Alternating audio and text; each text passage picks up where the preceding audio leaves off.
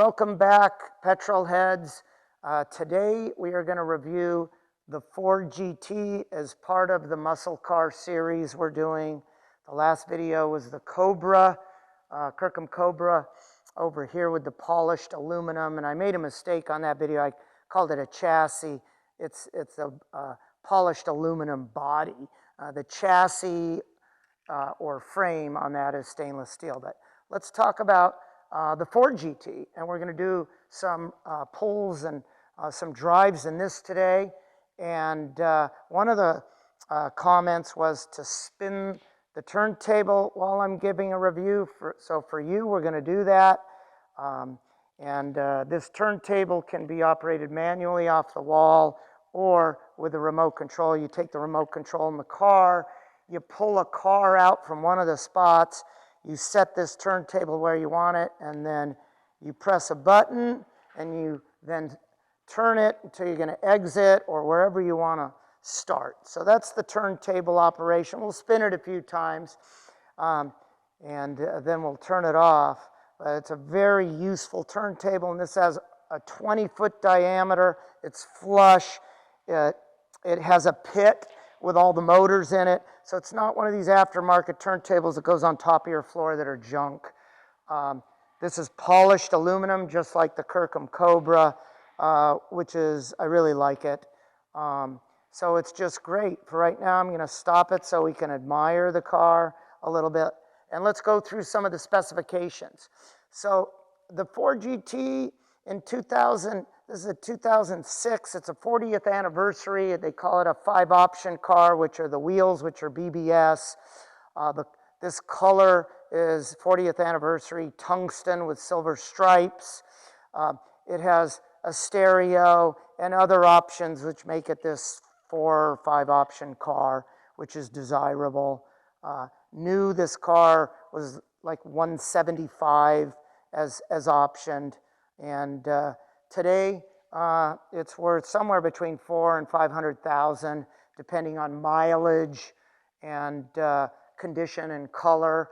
I would say this is a very low mileage, few thousand miles, so this is at the top of that value, and I paid in the 170s for the car, and it's appreciated well. It's a 6-speed manual box, which is just a really good transmission. It's a Graciano box, and it just shifts beautifully. The gears are very tall, but this car has a lot of horsepower, so it's perfect. First gear, I think I get close to 70 miles an hour. This one revs 7,200. A stock one, the red line is 6,500, and that's where the rev limiter kicks in. This doesn't kick in until 7,200 RPM.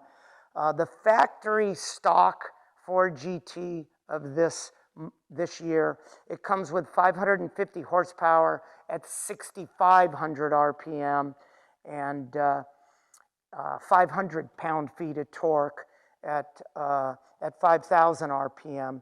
We're going to show you the dyno sheet on this car. This car has a smaller pulley for the supercharger, which brought up boost. It has an AccuFab throttle body, which is a much larger diameter throttle body.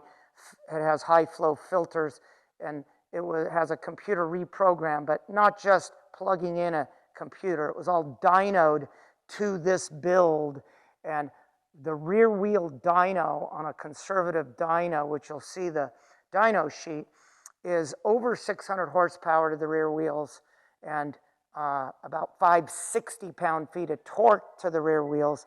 That equates to around 640 pound-feet of torque if you factor the power loss through the dyno, and over 700 horsepower. So it's a horsepower gain of at least 150.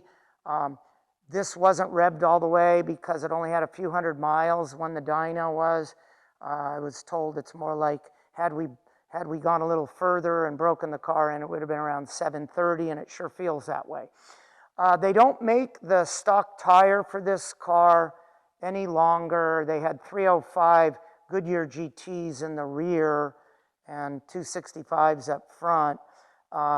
you can't even get those. So the replacement tire is a Bridgestone Potenza, and it's a 335/30 on this versus a 305. It's a good inch wider on the rear, which really helps put the power down. Before, on the stock tires, this would spin them through first through fourth. Now it hooks up in second. First it spins it, but it hooks up in second. You know, there's a little bit of wheel spin, and then it grabs and goes. And very fast car. This is like a 10-second flat car, maybe even a little faster. Extremely fast. You know, sounds amazing. The engine is just really music to your ears. I can't say enough good things about it. The weight is 3485. Now let's compare it to the later model Ford GT, the 2018, and they made them in little bits and pieces, a few hundred a year, 250 the first year, through I think 2021. And they initially came out with like 648 horsepower, a little over 3,000 pounds. So the new one is lighter.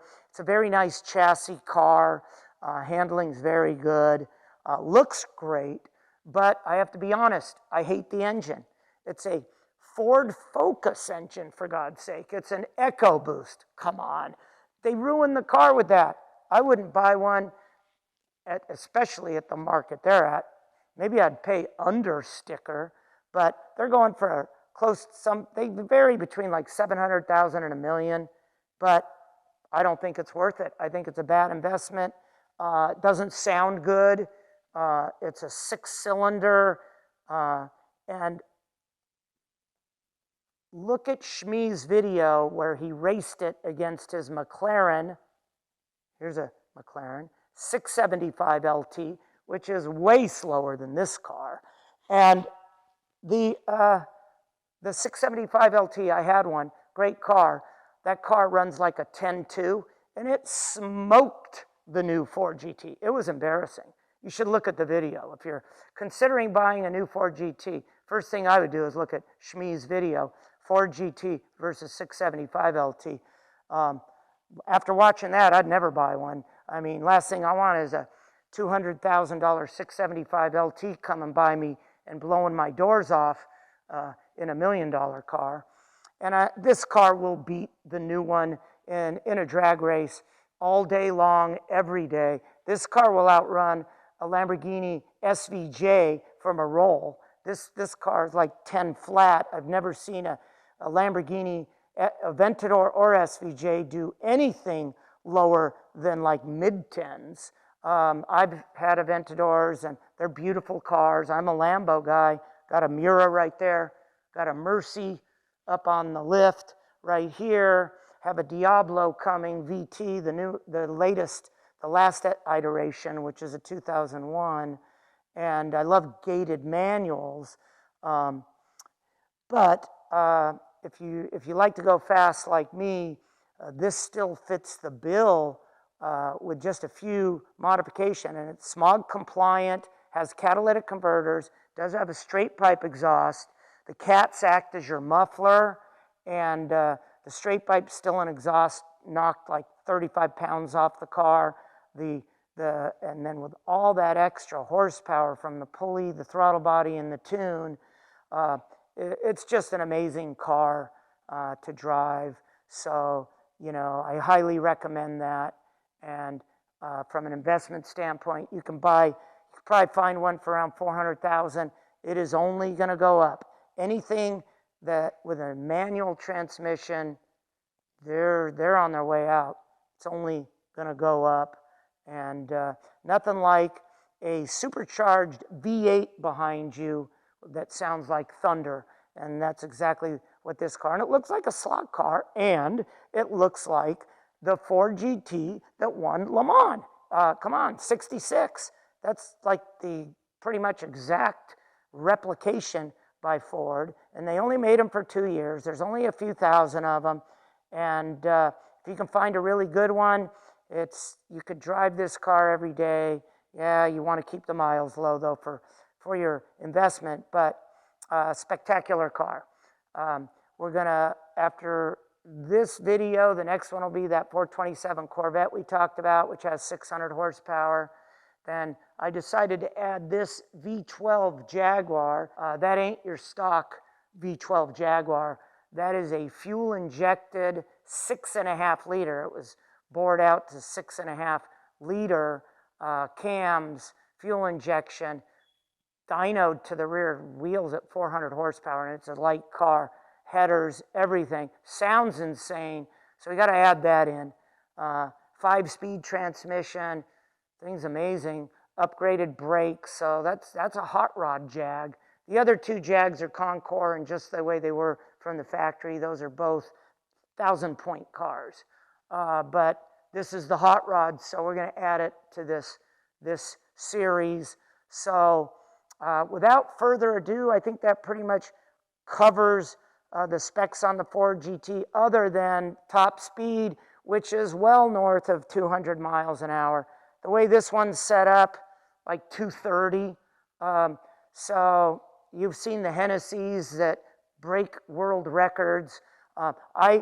This one, you wouldn't even know it's modified looking into the engine compartment. Follow me over here and we'll take a look at it. You wouldn't even know. So from an investment standpoint, you're not messing up your investment with a modification. It has the stock Y-on supercharger. The only thing you do see is a beautiful polished AccuFab throttle body and just this beautiful 5.4 liter V8 dual overhead cam, 32 valve, just an amazing motor. And just this motor alone, it's capable, the way it's built, they're building them up over 1,000 horsepower and they last. So it's really a phenomenal car, and our channel is Car Collection Advisors. My advice is, if you don't have one, buy one. So without further ado, let's go drive this thing and see what you guys think on how the engine sounds. I think you'll be impressed.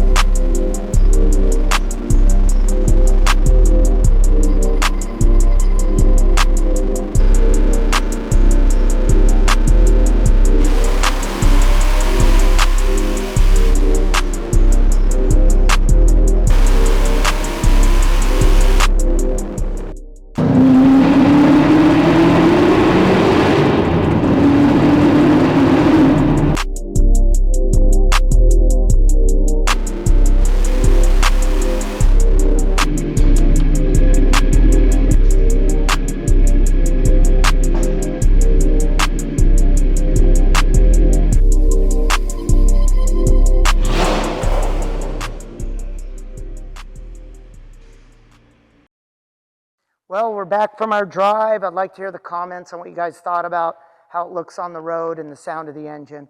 We're just going to leave off with a race tip. So today's race tip is the apex. And I always get questions, where is the apex? So the apex is where you put the throttle down at the end of the turn into the straightaway, okay, or the next short straightaway, whether it's a long straightaway or a short straightaway. But the apex is in a different position depending on the radius of the turn. And the best way to understand it is thinking about slow speed turns. So on a slow speed turn or a hairpin, for example, you've got a lot of radius in the turn, and so you're going to go slower through the turn. And the key is slow in, fast out. And so on a slow speed turn, the apex is at the very end of the turn. So we call it a late apex. Now, then you have middle speed turns, or what I call a mid-speed turn, which is a turn where you can carry quite a bit of speed, and that is more of a in between an early apex and a late apex. And then you have high-speed turns, where you don't have a lot of radius to the turn, and you can carry a lot of speed, and that is the early apex. So you can get on the throttle much early. It only makes sense. It's a turn where you can carry a lot of speed, so you want to be on that throttle early.